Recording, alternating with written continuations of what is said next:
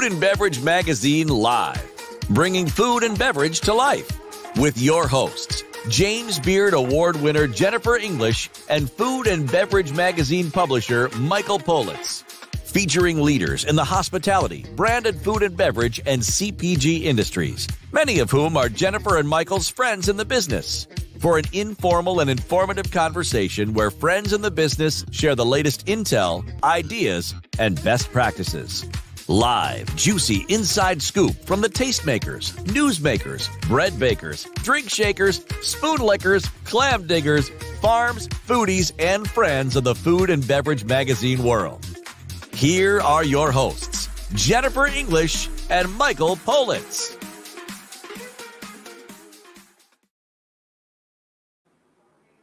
Well, Happy New Year, everybody, or almost. I know I'm jumping the gun a bit, but I think all of us are eager to get to 2021 with the hopefulness that things will be better for us all. I hope you've had a great holiday season.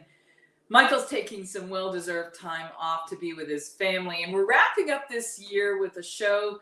Well, I always love doing year-end shows because it is as much about what did we just experience in the past year that we can share together, and what's coming up, what predictions and forecasts, what things are hinting in the offing, what's coming along. And during this time when so many of our brothers and sisters in the restaurant business, in the food business, in the distribution business, in the booze business, in the farms, all our foodie friends, even the clam diggers we joke about at the beginning of the show. I'm a native New Englander, so it is no joke. Everyone is struggling and trying to survive, and we're all searching for ways to get ahead together. The one thing that's emerged in all of this is this idea that we are all in this together, and how can any of us survive unless all of us survive somehow? And so that's one of the things we're working on here behind the scenes, and in the beginning of the next year, we're going to have some extraordinary guests because we're going to be really looking at the silver lining. I know from March, when we started at the very beginning of this project, we looked at ways for people that were in this business to find new ways, adaptations, if you will. We believe that the path from the farm to the fork is still going to exist, but the way it used to exist, going through restaurants and fine dining and all the ways that it happened, well, that is definitely going to change. But the people who populate our industry, including the millions who are now going to be out of work because their restaurants are closing forever, means that we have to find a way to find something to do with the talent and the passion we have for hospitality, conviviality, and delicious. And so the silver lining for us is that there is such a thing coming along. And I hope that you'll be with us as we explore these things. We've got amazing guests coming up at the beginning of the new year. But before we look forward, let's look back and we'll look at 2020. And there were a lot of really interesting things that happened this year. And we paid attention to different things than we normally do. Well, because we were home, we were cooking at home more, we were cooking together more. One of my favorite people in the world of food is here with us today. She's a James Beard Award winner. She's a multiple award winner. She's a multiple cookbook author. She's one of the most discerning, caring, compassionate food people I know. And she's here today to talk not only about what happened in 2020, including some of the great books that happened, but how we're all adapting what we do to be inclusive and supportive about what comes next. As the food editor at one of my all-time favorite programs with one of my, I gotta admit it, I've got a radio crush on Robin Young and have since I was a kid. Maybe that's why I do this today. The show is called Here and Now. It's produced in Boston on WBUR, which is part of the National Public Radio family. And it's there that every week, Kathy brings her extraordinary sensibilities and talent and beautiful, really rich words to life, both in print and in the spoken form. She's one of the great interviewers. She's one of the great teachers. And that's going to come into play a little later on when she starts telling us about her new project, teaching classes. But I'm getting ahead of myself. Let's welcome her to the show. Food and Beverage Magazine Live is very proud to welcome back our good friend, author, and James Beard Award winner, Kathy Gunst. How are you? Hi there, doing well. Thank you for that beautiful introduction. Well, I mean, it's no secret. I gush, and you're one of my all-time favorite food people. We've become radio sisters, and we're in a small club of people who, other than Steve Dolinsky's, won the James Beard Prize for our radio work. So there is nobody I'd rather share this space and microphone time with. And I just want to say congratulations. You had an amazing 2020 in spite of everything that's going on, and I want to congratulate you on all your success. Thank How you. hard was it to have a good year when it wasn't such a good year? Very hard, actually. I mean, this has really just been a terrible year. Every time I try to sort of turn off the news and focus inside and just start cooking and build a fire and try to get peaceful, I'll hear the next piece of bad news. And it's impossible to avoid. And it's also maybe irresponsible to avoid because we need to know what's going on. This has been, I am so excited to say goodbye to 2020 and welcome a new year and the possibilities that so many of us hope it will bring. It feels like it was a million years ago when we were ringing in 2019 to 2020, right? So, but when you go back, I kind of remember being really hopeful that 2020 would be a better year. It seems like the last few years we've just been sort of sliding into this moment, and it doesn't feel like we've been expanding into it and growing into it and manifesting our best selves into this moment. It feels like there have been all these things happening, trying to teach us lessons that we weren't really getting, and now we're really having to come to this moment and have an awakening of sorts. Do you think that's happening across the board? And as a journalist, do you see that happening from your vantage point? I mean, I think that the way you put it is really interesting because I actually don't feel like I saw it coming, even though I like to think of myself as someone with their eyes wide open. Politically, I saw it coming. As soon as Trump was elected, I saw what was coming. But this pandemic really, really took me by surprise, the severity of it, the building of it, and also the irresponsibility of everything that has surrounded it. I feel incredibly grateful that I'm able to continue writing. I am able to be on the radio. I do it from home now. I used to drive into Boston every week and bring food, and you'd hear Robin Young and whoever else the host was say, yum, yum, yum. And I miss seeing everybody and I miss feeding them. But I am very fortunate to be able to continue to do the things that I love at home. On the other hand, this year has just taken the air out of things. It's like the world that we knew, and particularly in the hospitality world, does not exist anymore. And we will never go back to that normal. No, we won't. And I get nervous when people say when we get back to normal, because I just don't think that will ever happen. As a journalist, your beat, if you will, your editorial coverage is the hospitality world, the food world, trend-wise, hospitality-wise. Can you report to us from where you sit the change that you saw from January 2020 till today? Who, where, and how are we different? Oh, in so many ways. How long do we have? I mean, as much time as you want. Right. Well, in January, we were ourselves. Everything, we started to hear about this virus, but it was like over there, that the way that we compartmentalize the world that I don't think we ever will again. The way you heard there was something going on in a town in China and you're like, okay, but I got to get back to work. It was like, it didn't concern me until all of a sudden it became apparent that it did. As country, Wuhan became Yuhan. Exactly. There you go. There's a T-shirt. Yeah. As soon as the country started shutting down and the world started shutting down and restaurants started closing and bakeries started closing, many people, particularly in this country, woke up and said, whoa, I have been living on takeout, frozen food, and eating in restaurants 4 nights a week, pizza, Chinese, Thai, Vietnamese. What am I supposed to do? And a lot of people in 2020 were introduced to their kitchen, in some cases for the first time, and in many cases they were reintroduced. All of these things that so many people rely on so that we can live these very fast lives and do a little bit of everything, like who needs to spend time cooking dinner? Let's just get takeout. By the way, and we're talking about people learning that their oven in apartment living was used for something other than storage. That's right.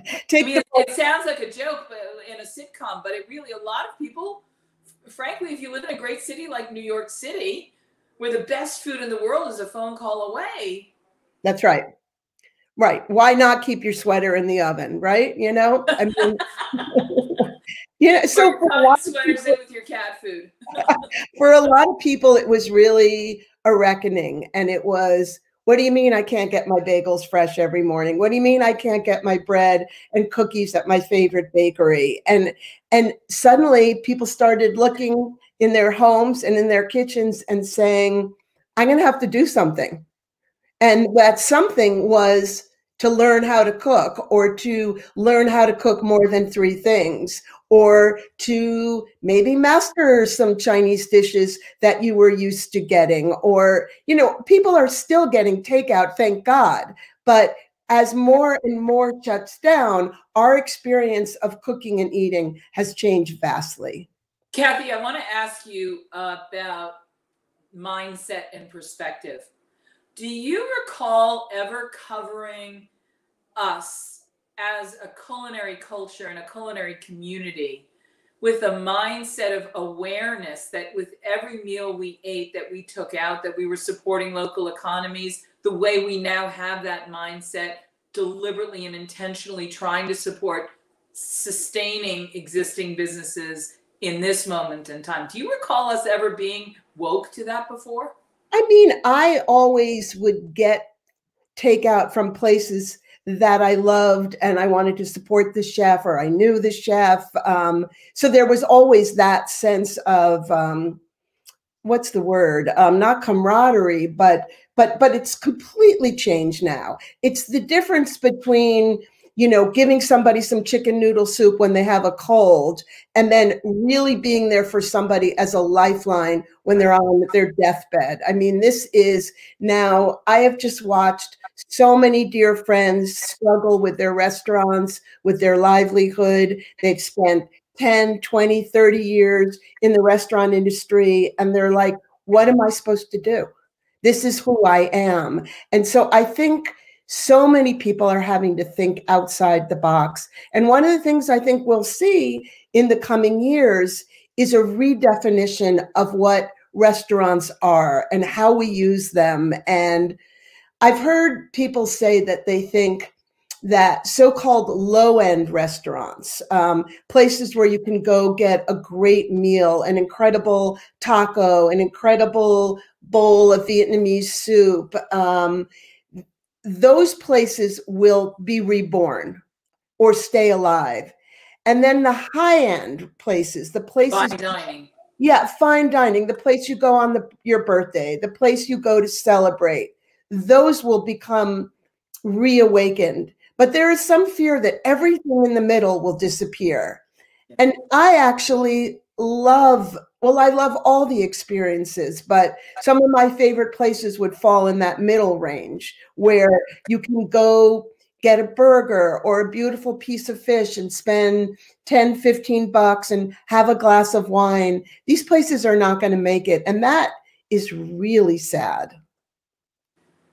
Do you, from where you've had the luxury of sitting in the National Public Radio news department, if you will, which, I mean, I consider Here and Now to be one of the great news sources. I grew up with the show's concept, and it inspires me to this day, and it's one of my primary sources because it's just so brilliantly well done by your entire team, and it makes me feel like it's one of the most relevant conversations still in the country. Have you gotten any information to tell us just how many places we've lost, what the numbers look like, how many places have closed forever, what are some of the big places that have closed, and what are the numbers of people that's displaced professionally and work-wise. I don't have actual statistics that I'm comfortable sharing. On the low end, I would say 30% of existing restaurants are already gone. Some people have said it could be as high as 60 to 70% of restaurants we know that will either no longer exist or will not exist in the same way. So the entire landscape is devastated and altered. And I wish I had a crystal ball. I believe that people will return to dining out. I believe that people have an understanding of what an important part restaurants played in their lives and how much they miss it and how much they relied on it in really positive ways. Just meeting a friend and getting a glass of wine and whatever it is, a bowl of soup was something that was so much a part of our lives. And, you know, to everybody be sheltered at home and not, and for me, this is switching the topic slightly, but the notion of a shared table, I could start crying right now at how I ache for that. Whether it's in my home or your home or our favorite restaurant or sitting at a picnic table by a beach, just I have this image in my head of a table with beautiful food on it and all the people I love gathered there and how deeply I crave that, how much I want to get back to that. James Beard, the father of American gastronomy, said that food unites us. How is that going to be reimagined? And what does it really mean? We're talking about restaurants, but you're talking about home tables too. And let's be really honest about this experience. It's about the conviviality. How are we going to revive conviviality? Because one of the most important things that food and dining out and restaurants and hospitality have always done is it's let us cultivate conviviality. How could we possibly live without it?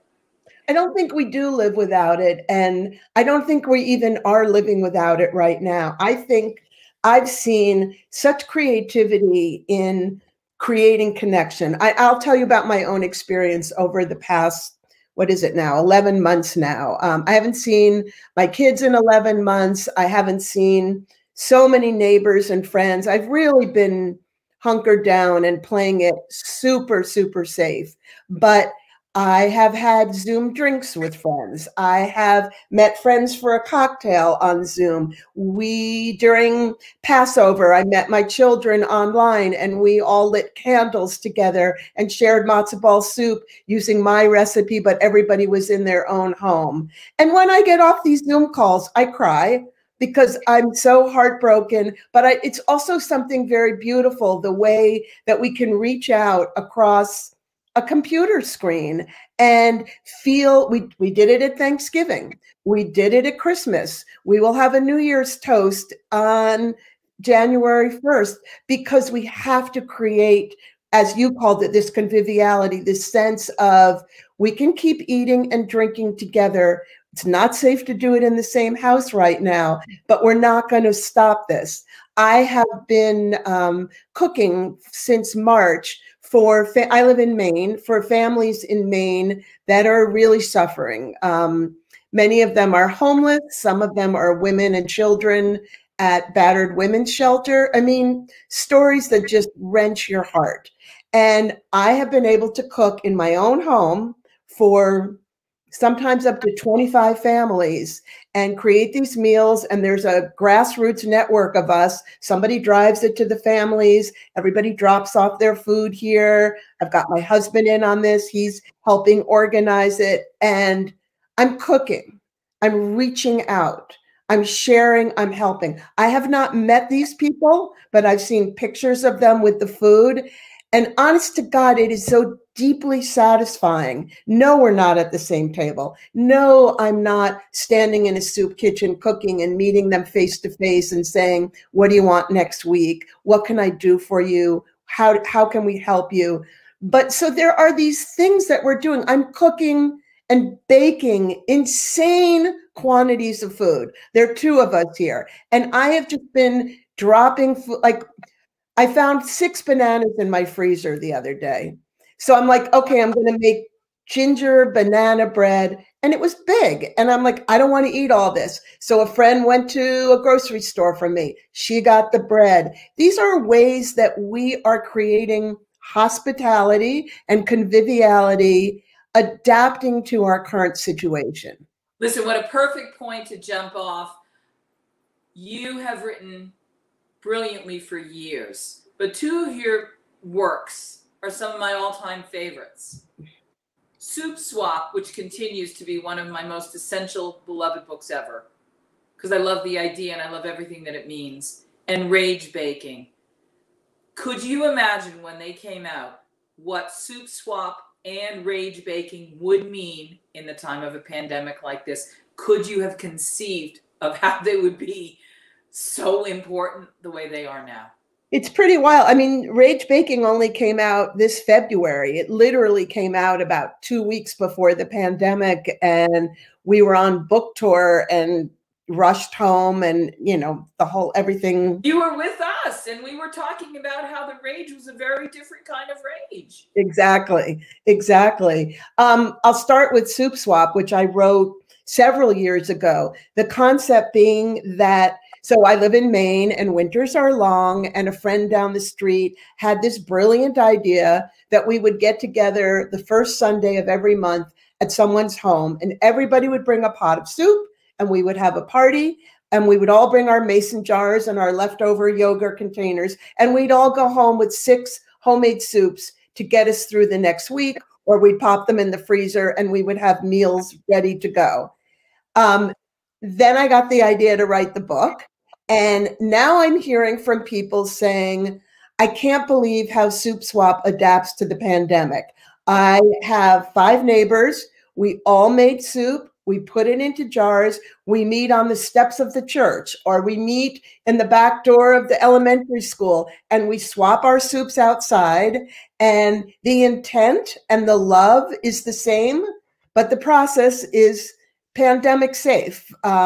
So it's really interesting to see how that concept has adapted.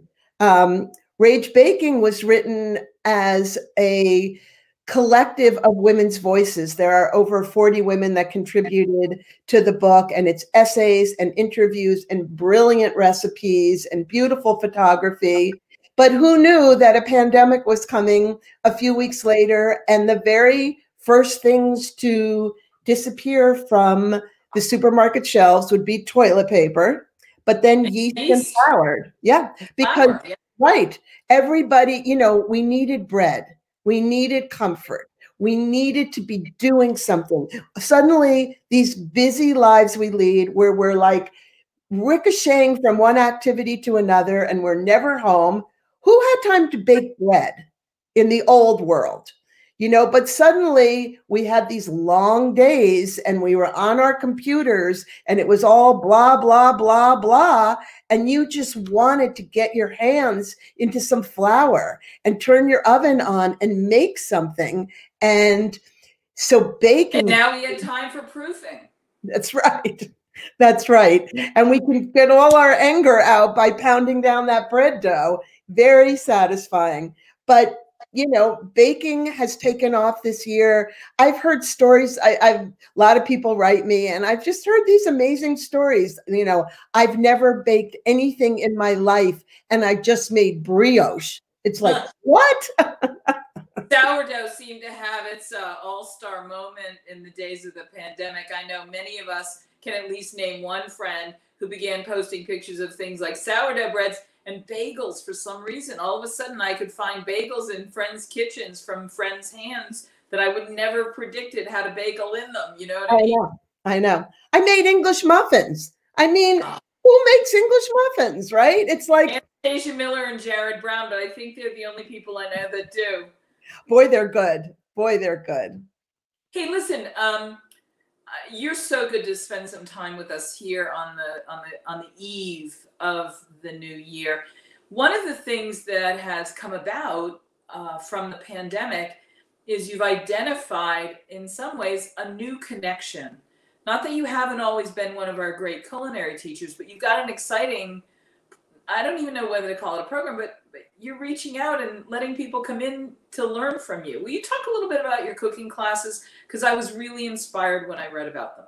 Yeah, so this is another thing. So I mentioned that Rage Baking came out. We were on book tour. And when you go on book tour, let's say you go to a bookstore in Minneapolis. So you're in the store, and let's say you have a good crowd. You have like 30, 40, 50 people, and they're all local, and some of them buy the book and some don't. And it's great because you're there and you can look people in the eye. Well, what happened was everything went on to Zoom. Right. And now when I do talks and book demos and baking demos, we have people from all over the world tuning in.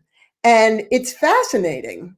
And it's highly effective, and it's very satisfying. Will you talk about, and I'll vouch for it, I've been shocked at just how satisfying the connection and conviviality is from a live cooking class done over a Zoom. I agree. I dreaded it. I was upset.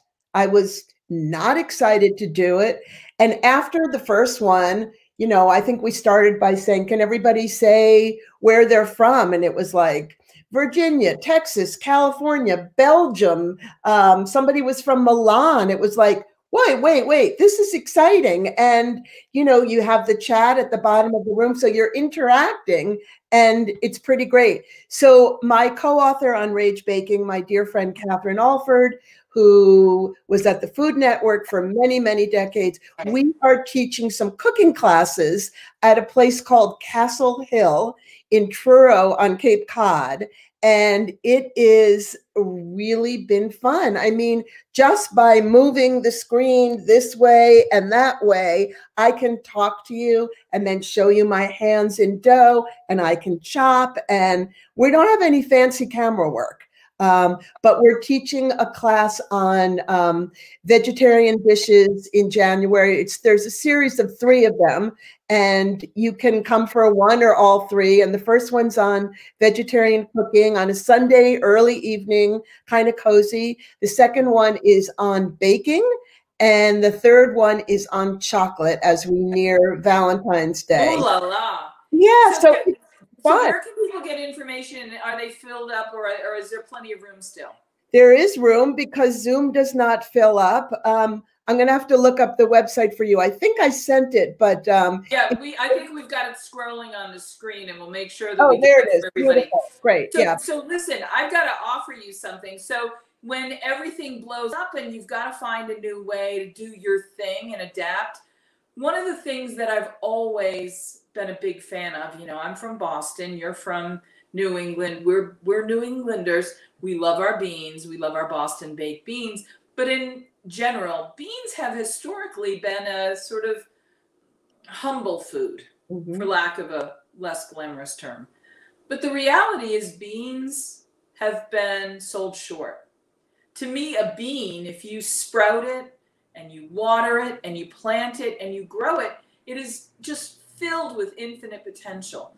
And I was really inspired to know that if you took a pound of beans, it becomes 4 pounds of cooked beans. And a 25-pound bag of beans can feed 350 people. And it was in that I teamed up to create Grand Canyon beans. And so for every pound of beans we sell, we donate a pound to a local soup kitchen, a lot inspired by Soup Swap. And we're trying to get people to understand that beans might very well be one of the things that lifts us all in this next wave of what comes from hunger and everything else. But can we send you some beans from one of your classes? I'd love it. I would love to, because I love the idea that even though we can't cook together, we can cook together. That's right. That's right. And beans and toilet paper were among the first to sell out. I mean, people, I think, understood that a bag of dry beans doesn't go bad and has 500 possibilities to it. Every cuisine uses beans. So I would love to try your beans. And you know what else I'm going to tell you? That there's a thing that exists from the coast of Maine that goes with the Arizona beans. Arizona, Tucson, Arizona in particular, was named the city of gastronomy by UNESCO because for 4,000 years, there has been continuous cultivation of food in this region. And the Oh, cool. foods that were cultivated included beans and squashes, two of the three sisters, right?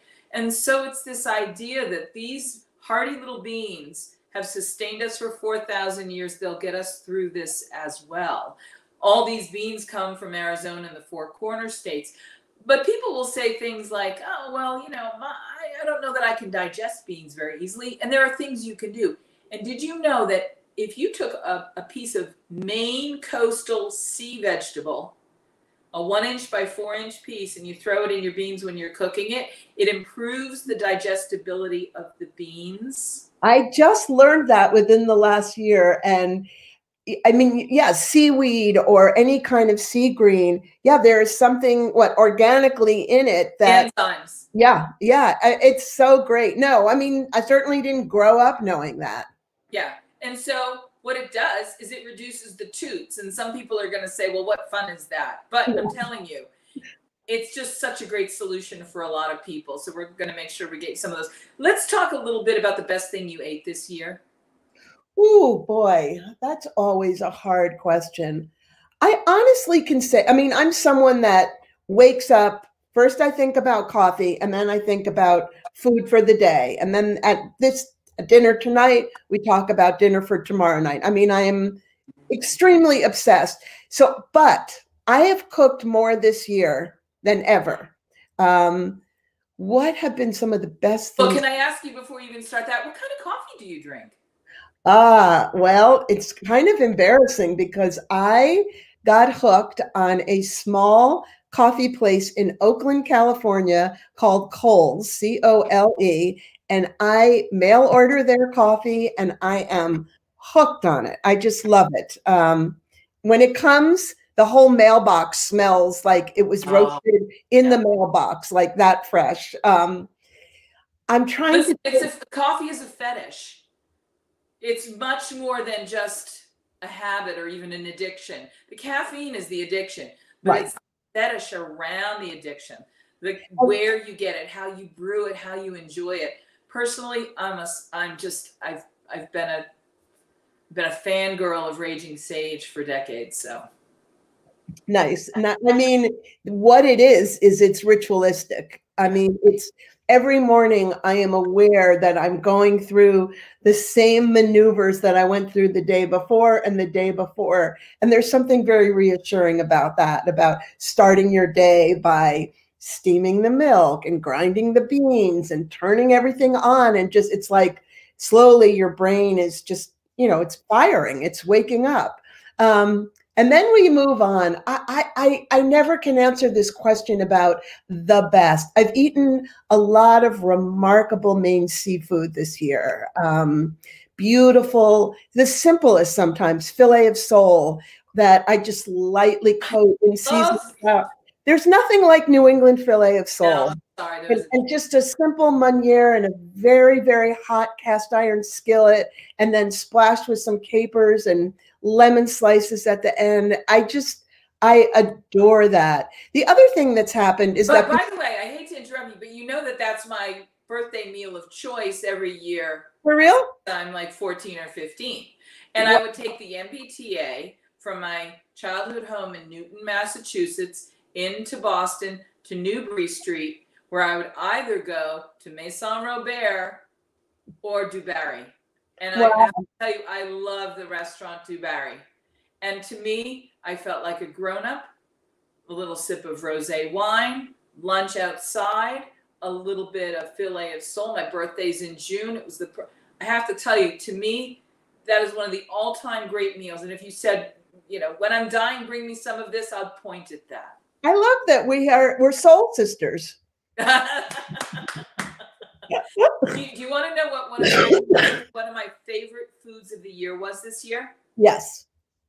The oatmeal cookie from your Rage Baking book. Oh, wow. Ruth Reichel's recipe. It turned out, and it was like, it just hugged my heart more than I love that. It's so easy. I've gotten pictures from friends who made it with their 4-year-olds. It's 5 ingredients and it's brilliant. It's lacy, it's crunchy. It's everything you want in a cookie. And it's a hug. Absolutely. Absolutely. Have you tried my tahini chocolate chip cookies? Yes. With sea salt? I'm a big fan of those too. The one other food memory that's coming out loud and clear is one of my favorite restaurants is 4th Street in Portland, Maine.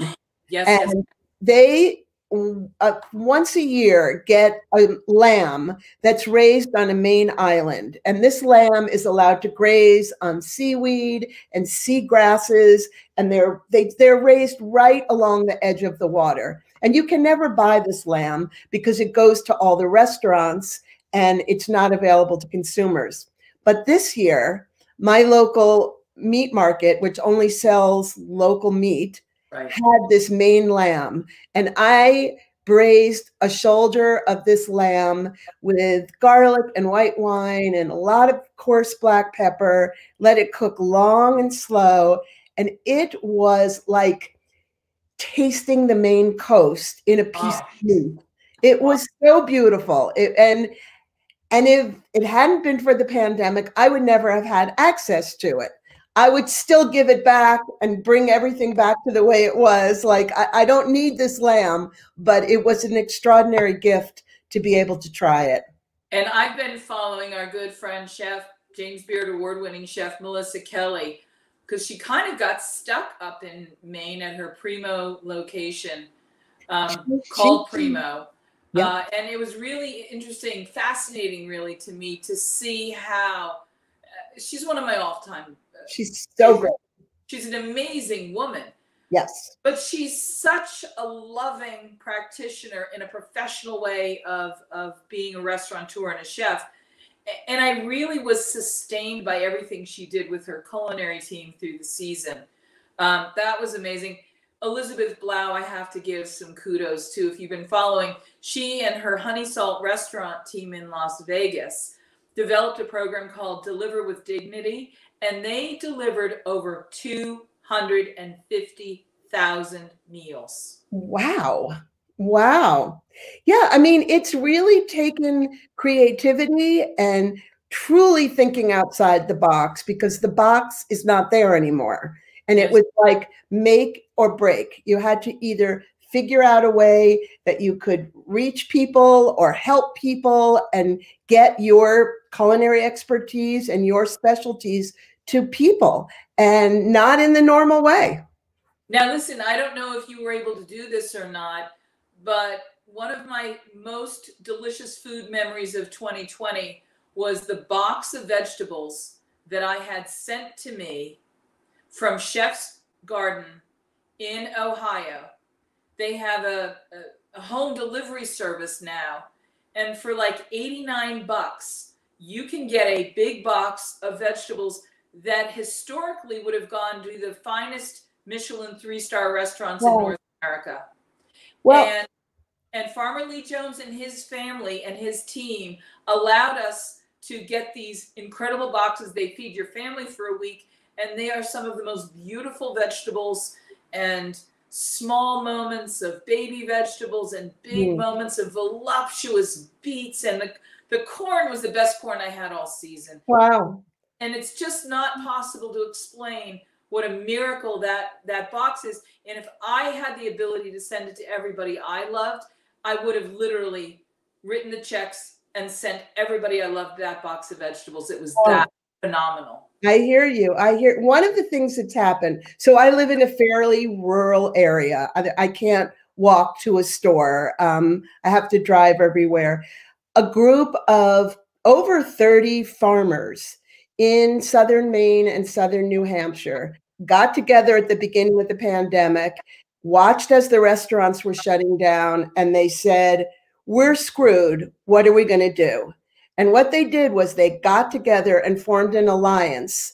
It's called Three Rivers Alliance. And since the middle of March, I have had locally grown vegetables, meat, poultry, cheese, bread, other baked goods delivered to my home. Now, I live in a place where nothing is delivered. I can't get a pizza here. So for us, the thrill of delivery was one thing, but to be able to eat local vegetables and support our farmers that way was a true highlight of the year. And it was absolutely superb food, all locally grown. And it turns out that many of the farmers are doing better this year than they've ever done. Because I will go to an outdoor farmer's market, even in December, but I'm not going into a grocery store. I have That's probably smart. I have immune issues and I'm playing it safe. But for these vegetables to come to my house, it's like a $5 delivery fee. It's absolutely extraordinary. All right, before we run out of time, and you're being incredibly generous with us, as you always are, let's talk a little bit about, we've got a couple of big topics to still cover. One is, what are our comments for the kids in our industry? What words can you share with displaced hospitality industry workers from around the country? That's one thing I want to cover. And two, what are the actionable things that you've learned that are taking place that people might have in their communities and not be aware of? What should we be on the lookout for in our own communities, wherever that is in the country, to, especially in these winter months, have a little bit more delicious, sustainable, sustain one another connected kind of food life? Yeah, I mean, it gets particularly hard in the winter in places like New England and in the Midwest where we don't have a winter growing culture. One of the things that's happened in the past few years, winter farmers markets have been created and are a huge success. I would say to look for that in your community. Look for farmers that are selling meat out of their freezer. Look for farm stands that are going to stay open this winter because it was such a rough year that they planned for it and they have excess. Look for restaurants that are open and struggling, and buy a gift certificate as a birthday gift, as a kind of hope for the future. And also to get takeout. We've been trying to do takeout at least once a week at places with people that I love or food that I love, because I know these people are hurting. And also, I would really urge people to tip generously. There is an entire community of wait staff that have been displaced, as well as chefs and restaurateurs. These people are suddenly out of work, but they're still working. They just aren't meeting you. So when I do takeout, I am just a hugely generous tipper, because I know that those waiters and wait people are still working really hard and struggling.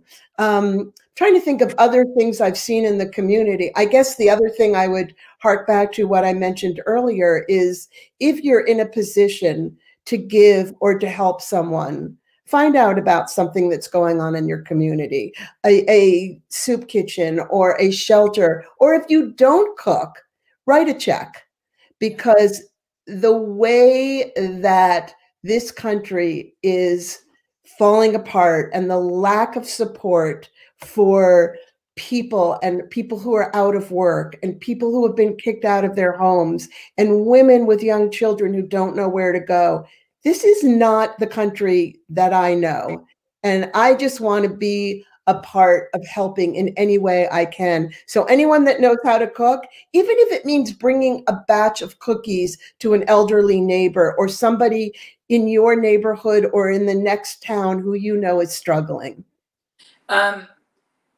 We've got like less than 3 minutes left. I want to ask you two more questions. We're going to finish with the kids in the industry, but we've all been locked in. We're all foodies. What have you been binge watching, finding? What have you discovered that you want to turn us on to? I have fallen madly in love with Reddit, which is a social media platform.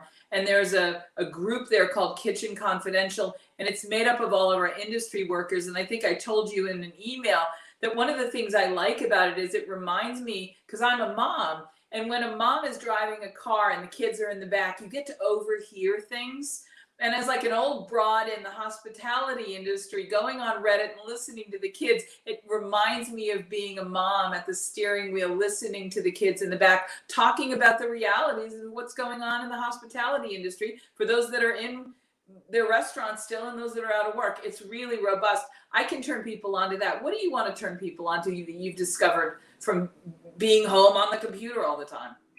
I guess it's more of a message, which is if food is your passion and being in the hospitality industry is your passion, don't lose hope, because we're going to come out of this, I think, stronger, because I think people are going to want to get back out there and help restaurants start up. I mean, I guess I just want to give people that nudge to like, stay with your passion, follow it, see what you can do within it. The food world now is so diverse. There's food writing, there's podcasts, there's radio, there's TV, there's blogs, there's restaurants, there's takeout, there's pop-ups. Keep thinking out of that box and stay with, I don't want to see young chefs and young people who adore food go sell car insurance. Exactly, or become accountants because of this terrible, horrible, no good, bad year.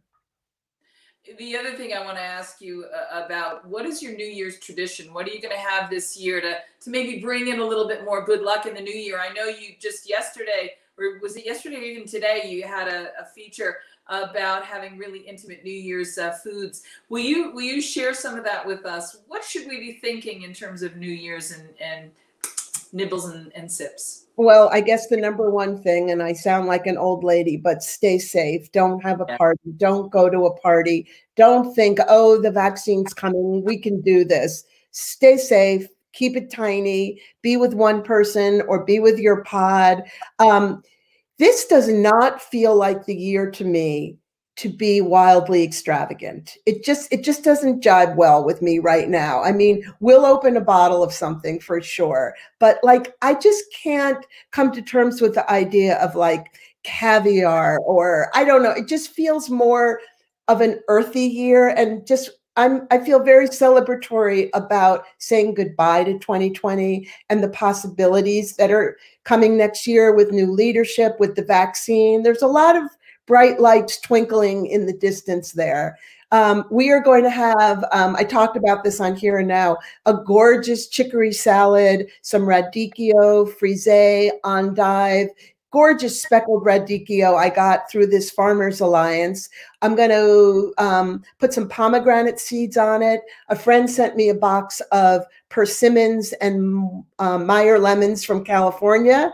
I am going to slice the persimmons and make a beautiful light dressing with the Meyer lemon.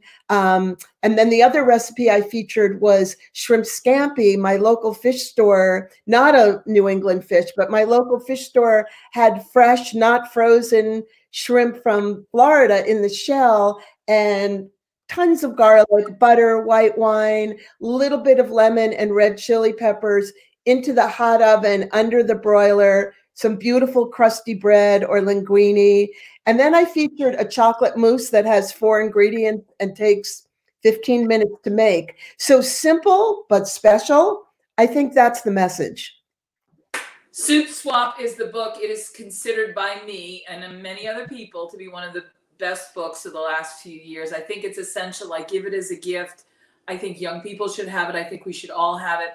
Make more soup in 2021. It's going to do a lot of good things for a lot of people. Make sure you also check out Rage Baking, written by our guest, Kathy Gunst. It came out in 2020. She had a great year. Her work was everywhere, and it was brilliant, and it was inspired. And honestly, I think we survived because of you. Oh. You did such a great job of reminding us that there's always a silver lining to be found somewhere in the kitchen and somewhere in your home, around the table, even if it's just you and your bubble.